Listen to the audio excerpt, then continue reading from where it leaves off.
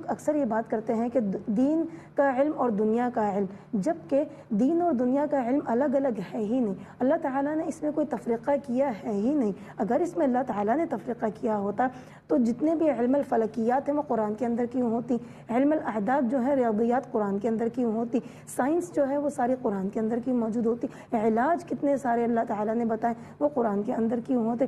تو اسی قرآن سے ہی سارے علوم نکل رہے ہیں۔ اگر آپ دین کا علم صحیح طریقے سے حاصل کر لیتے ہیں تو آپ کو ہر طرح کا علم خود بخود آٹومیٹک آپ کے اندر جنریٹ ہو جائے گا، آپ کو خود بخود اس چیز کی سمجھ آ جائے گی۔ رسول اللہ صلی اللہ علیہ وسلم فرما رہے ہیں اطلب العلم من المہد الی اللحد، کہ علم کی طلب کرو کہ ماں کی گود سے لے کے قبر کی گود تک، کہ ہر منٹ آپ کا جو ہے وہ سیکھنے کا ہے۔ ہم یہاں بیٹھے ہوئے ہیں تو بھی سیکھ رہے ہیں، ہم کہیں اور بیٹھے ہوئے کسی سے گفتگو ہو رہی ہے تو بھی ہم سیکھ رہے ہیں۔ ہر لمحہ ہمارا جو ہے وہ سیکھنے کی جستجو آپ کے اندر ہونی